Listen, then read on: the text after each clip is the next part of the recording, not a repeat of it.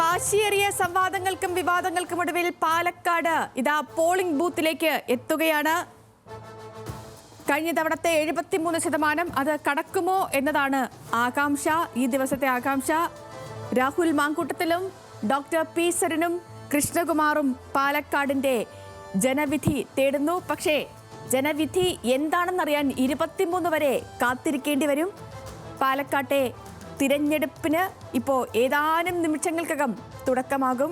സമയം 6:59, കൃത്യം 7 മണിക്ക് പാലക്കാട് ഉപതെരഞ്ഞെടുപ്പിൽ ജനങ്ങൾ വിധി എഴുതി തുടങ്ങും. 184 പോളിംഗ് ബൂത്തുകളിൽ നിന്നും ന്യൂസ് മലയാളത്തിന്റെ സംഘം സജ്ജമാണ്.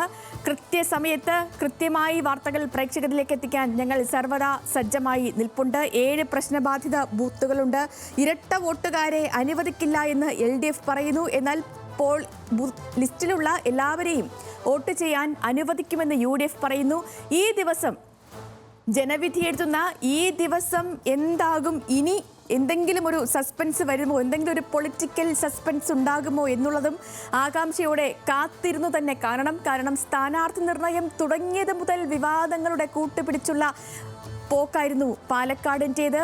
ഈ അവസാന ദിവസം, അവസാന മണിക്കൂറുകളിൽ എന്തെങ്കിലും ഒരു പൊളിറ്റിക്കൽ നീക്കമുണ്ടാകുമോ, പൊളിറ്റിക്കൽ സസ്പെൻസ് ഉണ്ടാകുമോ എന്നതും കാത്തിരുന്ന് തന്നെ അറിയേണ്ടതാണ്. അങ്ങനെ പാലക്കാട് വിധി എഴുതാൻ പോവുകയാണ്. നിമിഷങ്ങൾക്കുള്ളിൽ കൃത്യമായി 7 മണിയായിരിക്കുന്നു.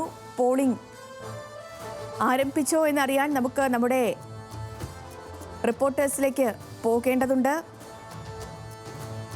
വീറും വാശിയും നിറഞ്ഞ തിരഞ്ഞെടുപ്പിനൊടുവിൽ സരീഷ് ഉണ്ട് നമുക്കിപ്പം. Sareesh, good morning. തുടങ്ങിയോ? വിധി എഴുതി തുടങ്ങിയോ?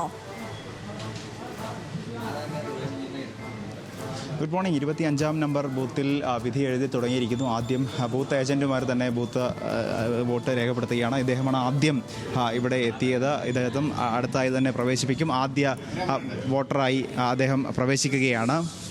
ഈ പോളിംഗ് ബൂത്തിൽ ആദ്യ വോട്ടറായി അദ്ദേഹം വോട്ട് രേഖപ്പെടുത്താൻ എത്തുന്ന ദൃശ്യങ്ങളാണ് നമ്മളിപ്പോൾ കണ്ടുകൊണ്ടിരിക്കുന്നത്. അങ്ങനെ പാലക്കാട് വലിയ വീറും വാശിയും ഉള്ള മണ്ഡലത്തിൽ അല്ലെങ്കിൽ പോളിംഗ് ആരംഭിക്കുകയാണ്. ആദ്യ 25-ാം നമ്പർ ബൂത്തിൽ ആദ്യ വോട്ടറായി ഒരാൾ വോട്ട് ചെയ്യുകയാണ്. അദ്ദേഹം എന്തായാലും കഴിഞ്ഞ കുറേ നാളുകളായി, ഏതാണ്ട് 35 ദിവസത്തോളം വലിയ കോലാഹലങ്ങളുണ്ടായ, ആരോപണ പ്രത്യാരോപണങ്ങളുണ്ടായ, വീറും വാശിയും ഒട്ടും കുറയാത്ത മണ്ഡലം അതായിരുന്നു പാലക്കാട്. ആ പാലക്കാട് മണ്ഡലം അങ്ങനെ വിധി എഴുതി തുടങ്ങിയിരിക്കുന്നു എന്നുള്ളതാണ് ഏറ്റവും പ്രധാനപ്പെട്ട കാര്യം. അതിൽ ദൃശ്യങ്ങളാണ് നമ്മളിപ്പോൾ കാണുന്നത്. ഈ 25-ാം നമ്പർ ബൂത്തിൽ ഈ വലിയ തിരക്കാണ് അനുഭവപ്പെടുന്നത്. കാരണം ഈ രാവിലെ തന്നെ വോട്ട് രേഖപ്പെടുത്തി മടങ്ങുക എന്നൊരു ഉദ്ദേശത്തോടെ ആദ്യഘട്ടത്തിൽ തന്നെ ആളുകൾ ഇങ്ങോട്ടേക്ക് എത്തിയിരുന്നു. 6 മണി മുതൽ തന്നെ ഇങ്ങോട്ടേക്ക് ആളുകൾ എത്തിയിരുന്നു. നമ്മൾ നേരത്തെ ഈ ആദ്യം വോട്ട് ചെയ്യുന്ന അദ്ദേഹത്തോട് തന്നെയാണ് സംസാരിച്ചത്. കാരണം ആദ്യ വോട്ടർ എന്ന രീതിയിൽ അദ്ദേഹം 6 മണിക്ക് തന്നെ എത്തിയിരുന്നു.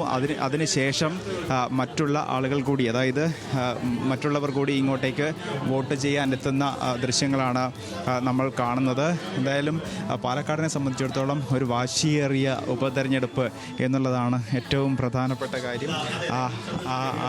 ആ ഒരു കാര്യം, അതായത് പാലക്കാടിനെ സംബന്ധിച്ചിടത്തോളം ഏറ്റവും വാശിയേറിയ ഒരു ഉപതെരഞ്ഞെടുപ്പ്. അത് പ്രത്യേകിച്ച് ആരോപണ പ്രത്യാരോപണങ്ങൾ നേരിട്ട ഒരു സമയം. ഏറ്റവും കൂടുതൽ നമ്മൾ കാണേണ്ടത് ആ വോട്ട് ചെയ്യുന്നതിനപ്പുറത്തേക്ക് വലിയ നിര ഇങ്ങോട്ടേക്ക് ദൃശ്യങ്ങളിൽ നമുക്ക് കാണാം. വലിയ ഇപ്പോൾ നമ്മുടെ സ്ക്രീനിൽ നമുക്ക് ഡോക്ടർ പി സരിൻ വോട്ട് ചെയ്യാൻ വന്നത് കാണാൻ പറ്റുന്നു. ഡോക്ടർ പി സരിൻ ഭാര്യയ്ക്കൊപ്പം തന്നെ ബൂത്തിലെത്തിയത് കാണാൻ പറ്റുന്നുണ്ട്. ഡോക്ടർ പി സരിനും ഭാര്യ സൗമ്യ സരിനും നേരത്തെ പ്രതികരിച്ചിരുന്നു, മാധ്യമങ്ങളോട് പ്രതികരിച്ചിരുന്നു. താൻ വോട്ട് ചെയ്യാൻ വന്നതാണ് എന്ന് പറഞ്ഞിരുന്നു. ഇപ്പോൾ ഡോക്ടർ സരിനും ഭാര്യയും പോളിംഗ് ബൂത്തിലെത്തിയിട്ടുണ്ട്. ബൂത്ത് നമ്പർ 88-ലാണ് സരിന് വോട്ടുള്ളത്. അവിടേക്ക് എത്തിയ ദൃശ്യങ്ങളാണ് പ്രേക്ഷകർ കാണുന്നത് ന്യൂസ് മലയാളത്തിന്റെ സ്ക്രീനിലൂടെ.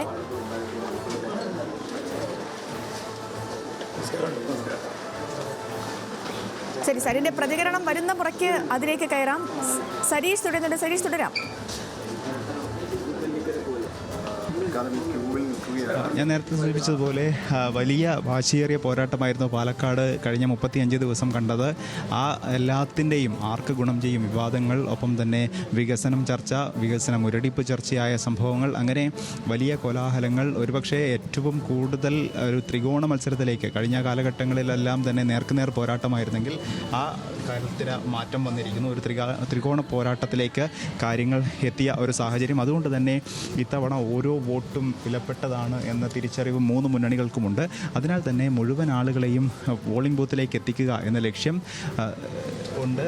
അത്തരത്തിൽ ഉള്ള നീക്കമാണ് ഇപ്പോൾ നടന്നുകൊണ്ടിരിക്കുന്നത്. എല്ലാവരെയും ആദ്യ മണിക്കൂറുകളിൽ തന്നെ പോളിംഗ് ബൂത്തിലേക്ക് 1,84,706 വോട്ടർമാർ വിധിയെഴുതും. ഇതിൽ 1,00,000-ൽ പരം സ്ത്രീ വോട്ടർമാരാണ്.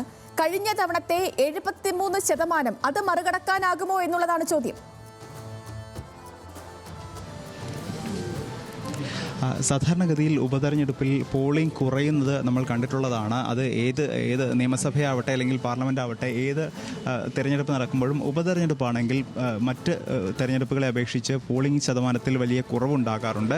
പക്ഷേ ഇത്തവണ 3 മുന്നണികളും തീരുമാനിച്ചിരിക്കുന്നത് കഴിഞ്ഞ തവണത്തേക്കാൾ പോളിംഗ് വർദ്ധിപ്പിക്കണം എന്ന ഒരാവശ്യമാണ്. കാരണം ഇതൊരു അഭിമാന പോരാട്ടമായാണ് 3 മുന്നണികളും കാണുന്നത്. മണ്ഡലം നിലനിർത്താൻ UDFും പിടിച്ചെടുക്കാൻ ഇരു മുന്നണികളും ശ്രമിക്കുമ്പോൾ, അത് NDAയും LDFും ശ്രമിക്കുമ്പോൾ അത്തരത്തിൽ ഒരു നീക്കം, ഈ എല്ലാവരെയും ഈ പോളിംഗ് ബൂത്തിലേക്ക് എത്തിക്കുക എന്നൊരു ശ്രമം എന്തായാലും 3 മുന്നണികളുമുണ്ട്. അതുകൊണ്ട് തന്നെ ഇത്തവണ കൂടുതൽ ആളുകൾ അല്ലെങ്കിൽ ആളുകളെ വോട്ട് ചെയ്യിക്കണം എന്നൊരു തീരുമാനമുണ്ട്. അതുകൊണ്ട് തന്നെ ഒരുപക്ഷെ കഴിഞ്ഞ തവണത്തേക്കാൾ വോട്ടിംഗ് വർദ്ധിപ്പിക്കാൻ, ഞാൻ നേരത്തെ സൂചിപ്പിച്ചതുപോലെ കൽപ്പാത്തി രഥോത്സവവുമായി ബന്ധപ്പെട്ടൊക്കെ ആളുകൾ ഇങ്ങോട്ടേക്ക് എത്തിയിരുന്നു. അപ്പോൾ അത്തരത്തിലുള്ള ആളുകളോടൊക്കെ തിരിച്ചു പോകരുത്, വോട്ട് ചെയ്തതിന് ശേഷം മാത്രമേ മടങ്ങാവൂ എന്ന് മുന്നണികളൊക്കെ ആവശ്യപ്പെടുന്നത് നമ്മൾ കണ്ടതാണ്. അതോടൊപ്പം തന്നെ മറ്റ് സ്ഥലങ്ങളിൽ ജോലി ചെയ്യുന്ന ആളുകൾ, അവരോട് കൃത്യമായി വോട്ട് ചെയ്യാൻ എത്തണം ആവശ്യവുമായി അവർ പാർട്ടികൾ രംഗത്തെത്തുന്ന ഒരു കാഴ്ച. അങ്ങനെ കൃത്യമായി ആളുകളെ മുഴുവൻ പോളിംഗ് ബൂത്തിലേക്ക് എത്തിക്കാനുള്ളൊരു ശ്രമം ഈ മുന്നണികളുടെ ഭാഗത്തു നിന്നൊക്കെ ഉണ്ടായിട്ടുണ്ട്. അത് കൃത്യമായി ഫലിക്കുകയാണെങ്കിൽ തീർച്ചയായും ഭൂരിപക്ഷം അല്ലെങ്കിൽ വോട്ടിംഗ് ശതമാനത്തിൽ വർധനവുണ്ടാകും എന്ന് തന്നെയാണ് പ്രതീക്ഷിക്കുന്നത്. പക്ഷേ അതിനപ്പുറത്തേക്ക് ഏതെങ്കിലും രീതിയിൽ ഉപതെരഞ്ഞെടുപ്പ് എന്ന രീതിയിൽ ആളുകൾ മാറി നിൽക്കുകയാണെങ്കിൽ മാത്രമായിരിക്കും പോളിംഗ് ശതമാനത്തിൽ കുറവുണ്ടാവുക. പക്ഷേ കഴിഞ്ഞ തവണ, അതായത് ഈ ശ്രീധരനും ഷാഫി പറമ്പിലും നേർക്കുനേർ പോരാട്ടം നടന്ന സമയമാണ്. ആ സമയത്തിൽ ഈ അത്തരത്തിലൊരു തെരഞ്ഞെടുപ്പ് നടന്ന സമയത്ത്, പ്രത്യേകിച്ച് ഈ വലിയ ആവേശ പോരാട്ടം നടന്ന സമയമായിരുന്നു. ആ ആവേശ പോരാട്ടം നടന്ന സമയത്ത് കൃത്യമായി വലിയ അല്ലെങ്കിൽ 77% വോട്ട് എന്നുള്ളത് വലിയ, നമ്മൾ പ്രത്യേകിച്ച് എടുത്തു പറയേണ്ട ഒരു കാര്യമാണ്. ഇപ്പോൾ സി കൃഷ്ണകുമാർ, NDA സ്ഥാനാർത്ഥി സി കൃഷ്ണകുമാർ വോട്ട് ചെയ്യാൻ ബൂത്തിലേക്ക് എത്തുന്ന കാഴ്ചകളാണ് നമ്മൾ കണ്ടുകൊണ്ടിരിക്കുന്നത്. 25-ാം നമ്പർ ബൂത്ത്, അദ്ദേഹത്തിന് വീടിന് തൊട്ട് സമീപത്ത് തന്നെയുള്ള 25-ാം നമ്പർ ബൂത്തിലാണ് അദ്ദേഹം വോട്ട് ചെയ്യുന്നത്. അദ്ദേഹം ഭാര്യയോടൊപ്പമാണ് ഇങ്ങോട്ടേക്ക് എത്തുന്നത് എന്നുള്ളതാണ്.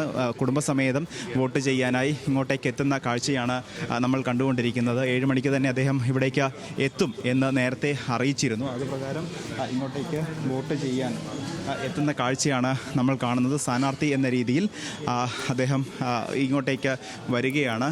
വലിയ ഇതുമായി ബന്ധപ്പെട്ട് ഈ ബൂത്ത് ഏജൻറ്റുമാരുൾപ്പെടെയുള്ളവരുമായി ഈ കൂടിക്കാഴ്ച നടത്തുന്നു. ആ കൂടിക്കാഴ്ചയ്ക്ക് ശേഷമാണ് ഇങ്ങോട്ടേക്ക് വരുന്നത്. തീർച്ചയായും വലിയ രാഷ്ട്രീയ പോരാട്ടം, അതായത് രാഷ്ട്രീയ കോലാഹലങ്ങളൊക്കെ ഉള്ള മണ്ഡലം, അങ്ങനെ ആരോപണ പ്രത്യാരോപണങ്ങളുള്ള മണ്ഡലം.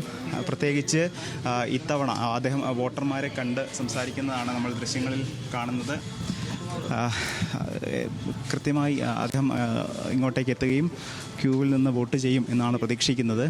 അത്തരത്തിൽ വോട്ടർമാരുമായി കൃത്യമായി കൂടിയാലോചനകൾ നടത്തി അല്ലെങ്കിൽ സംസാരിച്ച് ഇപ്പോൾ വോട്ടർമാരെ